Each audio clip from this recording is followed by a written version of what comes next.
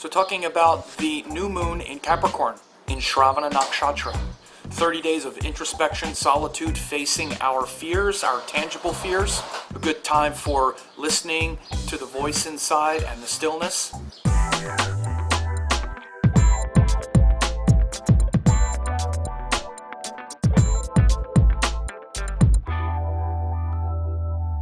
Sam, and I'm making this quick video to talk about the new moon cycle that is starting in Capricorn on February 5th. This will be a 30-day cycle that's related to the Capricorn themes, which is the feminine reflective quality of Saturn. So it's starting a 30-day cycle of these internal, this sort of internal focus and making peace with our life on Earth. This is the quality that Saturn expresses through the sign of Capricorn. Now Capricorn comes after Sagittarius, which is the sign of inspiration, hope, purpose, finding something to believe in beyond just this world of problems and insecurities, which is the Scorpio sort of nature. After Scorpio we get Sagittarius, which is about hope and purpose beyond our fears and our imagined fears. But then after that hope and purpose of Sagittarius, we need to actually commit to putting those teachings into practice. And that's the Capricorn theme. You could see the nakshatras that bridge, or the nakshatra that bridges Sagittarius and Capricorn is Uttarashada, which means later victory, and it takes that hope of Sagittarius and brings it into the realm of commitment, focus, purpose. And when we do that, our victory is guaranteed.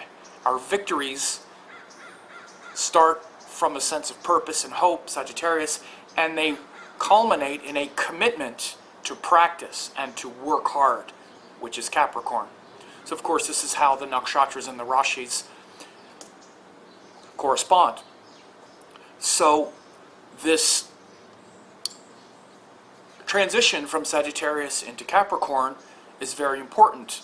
Again, because we're moving from that hope and purpose of Sagittarius toward the commitment, focus, and guarantee of our victory in Capricorn.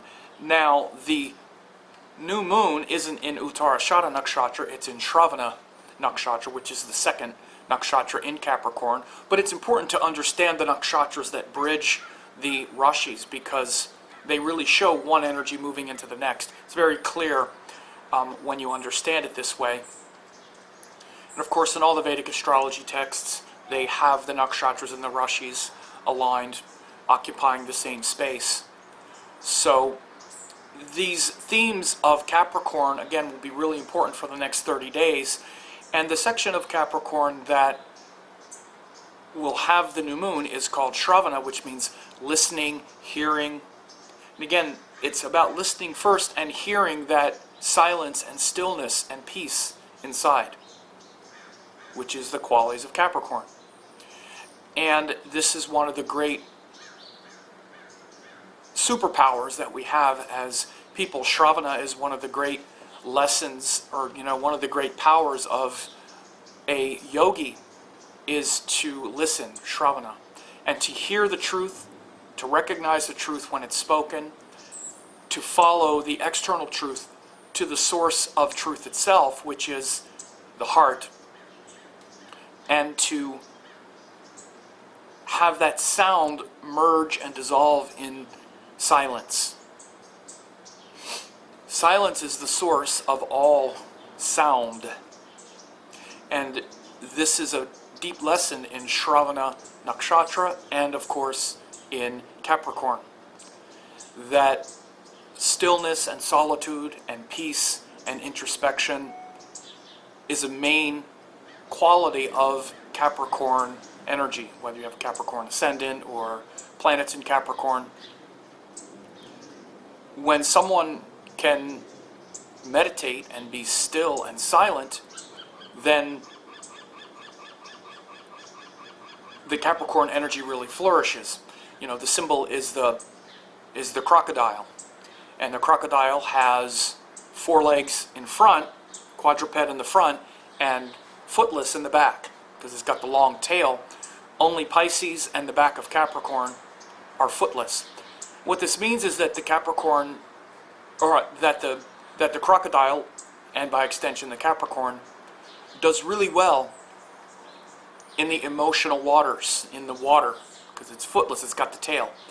When a crocodile goes under the water, it's very powerful in the water. You see that whole body becomes kind of like a tail.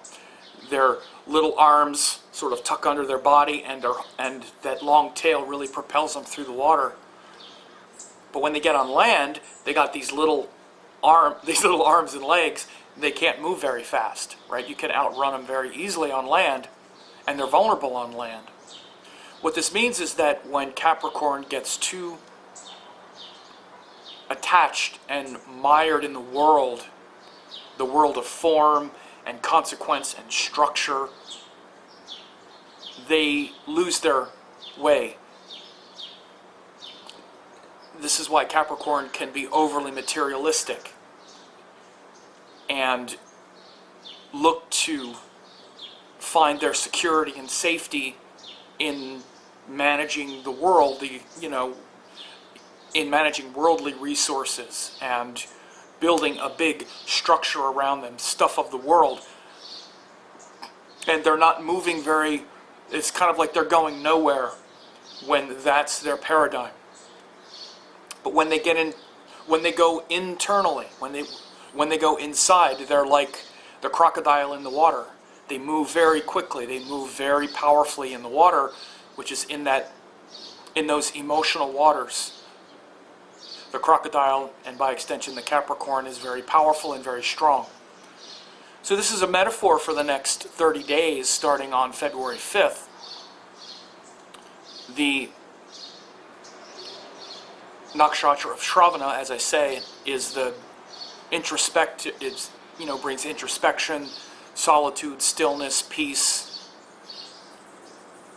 to connect with that subterranean thing that's deeper than the world, rather than being attached to the world and being like the helpless, crocodile that's got all this power but can't really move and navigate very well. You can go more deeply into the heart, into the waters of the heart, the waters of feeling, through Shravana. And it's a very powerful nakshatra for listening and hearing, and again, not just listening to what other people say, but the real meaning behind the words, and really connecting to the heart of the people that are talking to you, or your own heart, of course, first. But it's also literally good for music, sacred mantras, both listening and chanting mantras. So this kind of solitude and introspection will be important for the next 30 days.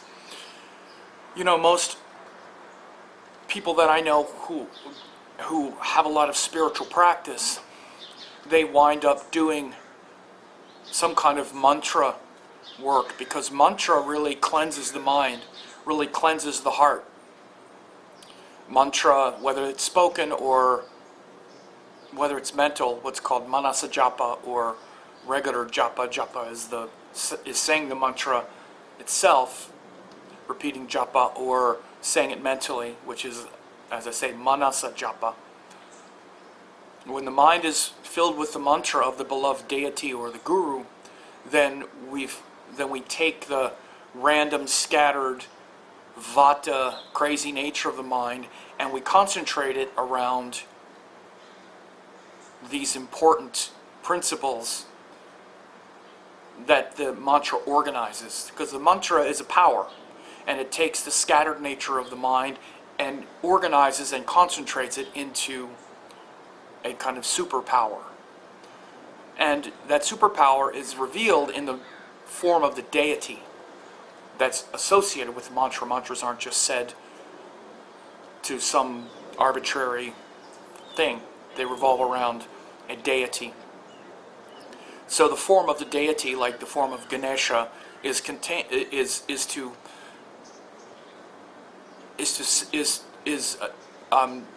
be symbolic of the power of the mantra. So the elephant has the tusks, which are, powerful sort of, weapon when need be, but he's got the big ears so he can hear. He's got the trunk, which is both very strong and also very refined, etc. And all of those energies are contained in the mantra that's said by Lord Ganesha.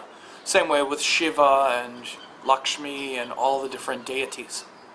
So mantra... Of course, you want to subscribe, but even if you are subscribed, you want to click this little bell that says get notified about every new video. You want to click that, and then you will be notified, and it has the little ringer on after you do that. So make sure to... Work is especially important the next 30 days as well.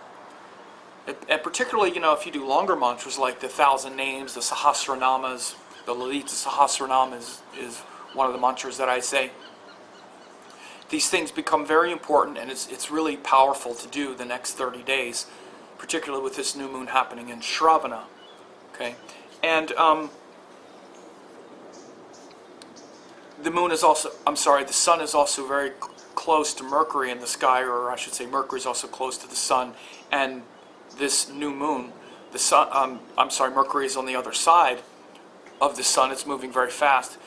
It was what's called Cazimi, which means the exact longitude with the sun, a few days before the new moon. So it's not still Cazimi because it's not within 1 degree, but it's still very close to the sun as far as ecliptic longitude goes. So it's moving very fast, and so the mind is very active right now with ideas and thoughts and communication. It's a time for, very thorough and detailed communication as well. With Mercury being powerful in Capricorn and being close to the sun longitudinally and having just been Cazimi, that's why you've perhaps been feeling a lot of intellectual stimulation and curiosity and interest, because Mercury is actually quite powerful in Capricorn, because it helps to really ground our intellect in all of that energy. We also have Saturn and Venus are in Sagittarius, and this doesn't feel so good necessarily for our romantic relationships and our desires and whatnot. When Venus is in Saturn signs, Venus is in Jupiter signs, there can be some sort of disappointment a little bit with our romantic partners and whatnot.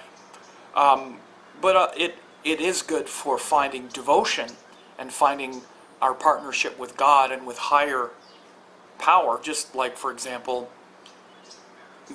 Venus is exalted in the other sign ruled by Jupiter, Pisces. And again, that can really connect our mind to something transcendent,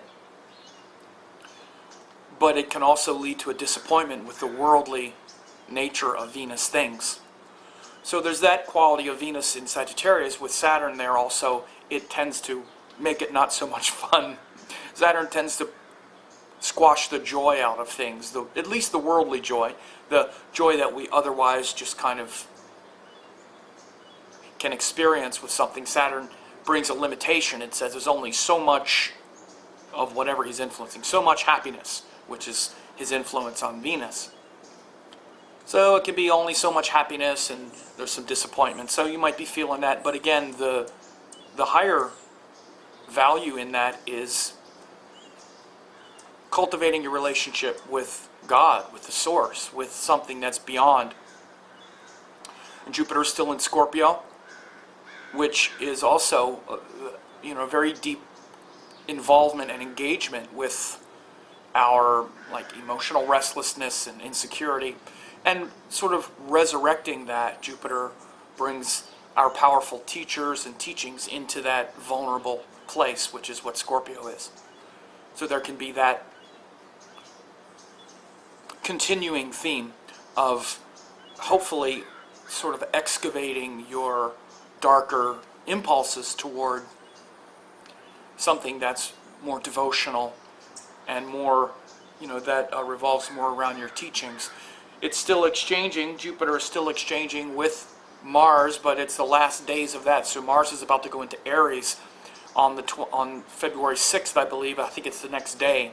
So we've had Jupiter and Scorpio exchanging with Mars and Pisces. We're going to have Mars go into Aries, which is going to, fire off maybe some confrontational qualities, and so we might expect to see some of that the next month or so, month and a half. There might be some confrontations blowing up. So in your life where you have some challengers or some battles or competitors, you might see some of that sort of blow up in the next month or so after this new moon. So be aware of that. And it's good to show up and meet your battles with courage, but it's also important to not be triggered and blow things up indiscriminately. So you want to be aware of that ongoing. I'll talk about that in another video. But if you want to see how this is going to influence you for the next 30 days, you can also get my forecast for all 12 signs at my member site, only 50 cents for 2 weeks, and you get daily forecasts, and you also get forecast for each of the 12 signs on these lunation cycles. So I'll be doing a forecast for this new moon in Aquarius, for all this new moon in Capricorn, for all 12 signs. So if it's for a Libra rising, then it's happening in your 4th house. If it's for Gemini rising, it's happening in your 8th house, etc. And that's all the difference. And these are the cycles of our life. And I've been translating and tracking these things for more than a decade. So I've seen these things be sort of the most important cycles that we should be looking for throughout the year, these lunation cycles. It's the real sort of cosmic time cycle. So anyway, I hope this was helpful, and leave me some comments and share this with others.